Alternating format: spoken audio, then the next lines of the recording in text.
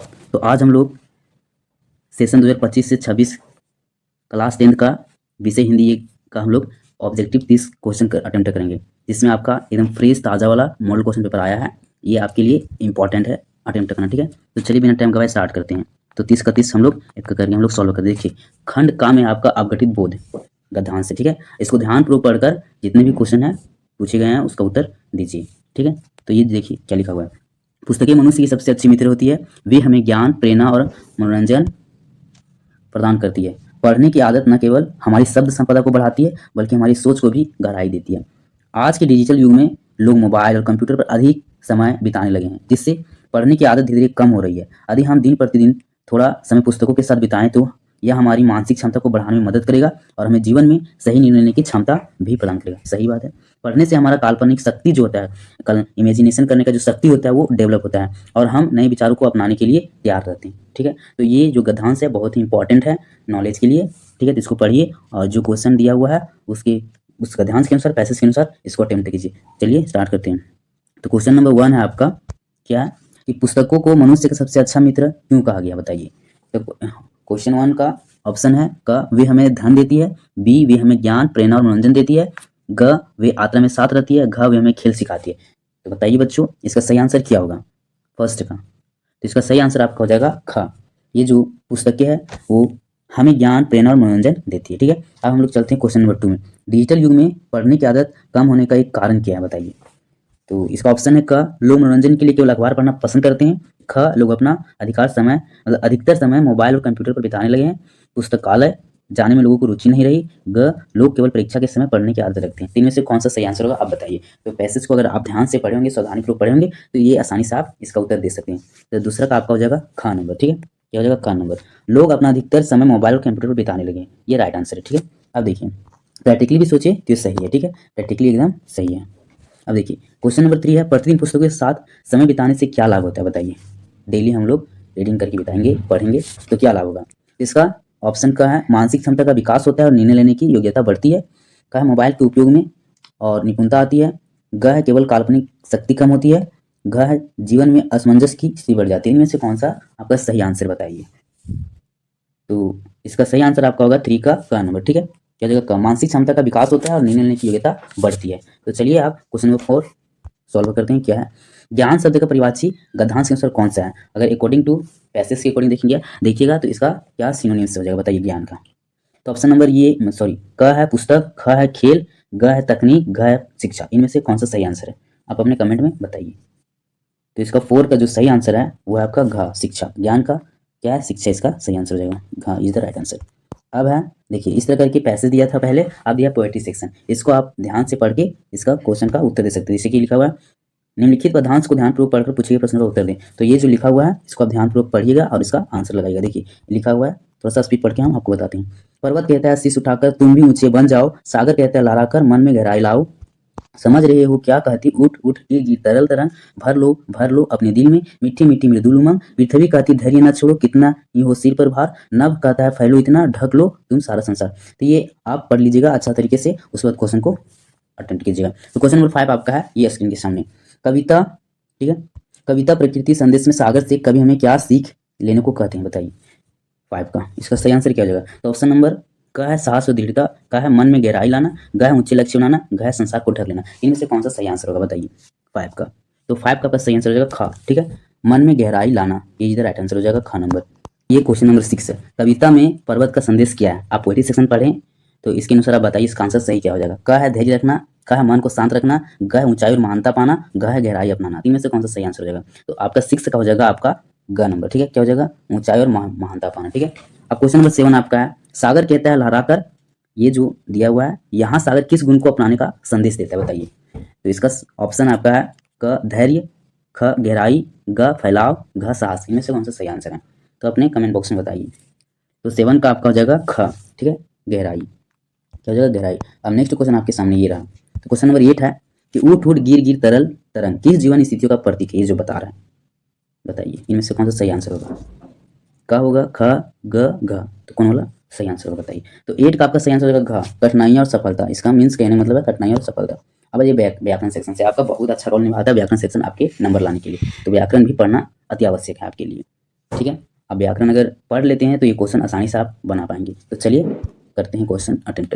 तो question number 9 है, यदि तुम मन लगाकर पढ़ोगे तो परीक्षा में अवश्य सफल होगे। यह वाक्य है, मतलब किस टाइप का वाक्य है? तो ये ऑप्शन दिया हुआ आपके सामने। क है सरल वाक्य, ख है संयुक्त वाक्य, घ है मिश्र वाक्य, घ है विस्मयादिबोधक वाक्य। तो इनमें से कौन सा सही आंसर होगा बताइए। आप पढ़े होंगे तो आसानी से आप इसको सॉल्व कर सकते हैं। तो आपका 9 का हो जाएगा आपका ग नंबर, मिश्र वाक्य, क्योंकि यहाँ पे डबल वाक्य देखिए, यदि तुम मन लगाकर पढ़ोगे तो ये पहला सेंटेंस हो गया, सेकंड सेंटेंस यहाँ तो से जोड़ा हुआ है, परीक्षा में अवश्य सफल होगे, यानी ये मिश्र वाक्य इसलिए क्योंकि ये डबल है, वन इधर, तो ये दोनों मिला हुआ है, इसलिए इसका आंसर सही हो जाएगा मिश्र वाक्य। आप क्वेश्चन नंबर 10 है, मोहन पढ़ाई करता है और सोहन खेलों में अच्छा है। यह वाक्य किस प्रकार का बताइए। तो ये और से सेंटेंस जोड़ा हुआ है, तो 10 का आपका क्या हो जाएगा ग नंबर, क्योंकि ये और से इसीलिए संयुक्त वाक्य इसको बोलेंगे। ठीक है। अब क्वेश्चन नंबर 11 आ जाइए, आपकी रहा स्क्रीन पर। फल खाया जा रहा है, यह किस वाच्य का उदाहरण है। ठीक है। तो क कृतवाचक, ख कर्मवाच्य, ग भाववाच्य और ग विधिवाचक। आपका सही आंसर हो जाएगा ग नंबर। ठीक है, सॉरी ख नंबर कर्मवाच्य। ठीक है, क्या हो जाएगा कर्मवाच्य। ओके। अब चलिए नेक्स्ट क्वेश्चन नंबर 12 है आपके यहाँ।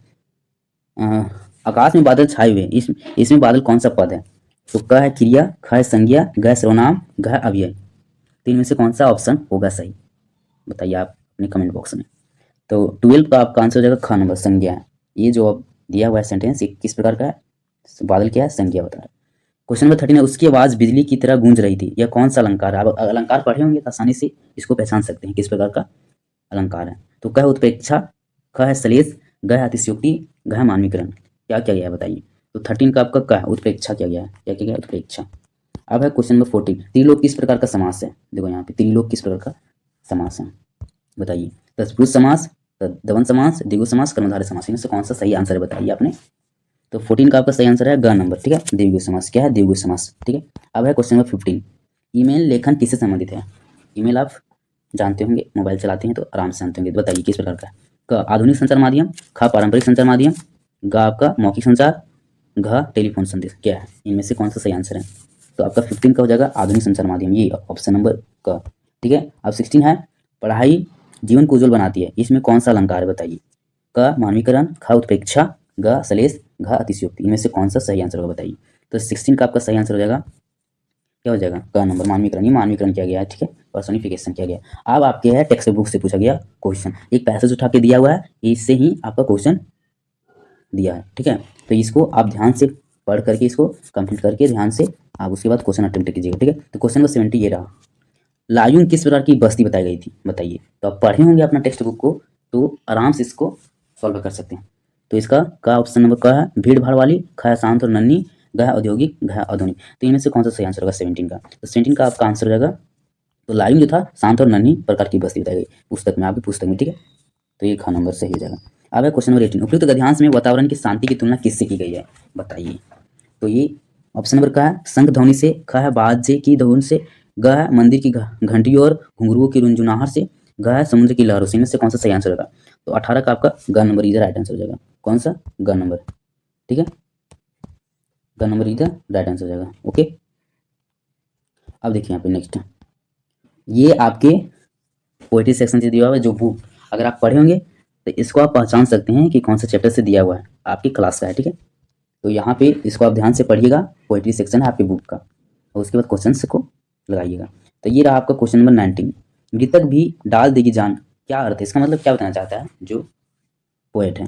क मरी हुई को जिंदा कर देना, ख हारी हुई को जीता देना, ग हताश और निराश व्यक्ति में खुशी ला देना, घ माँ बाप का काम आसान कर देना। इनमें से कौन सा सही आंसर हो जाएगा 19 का।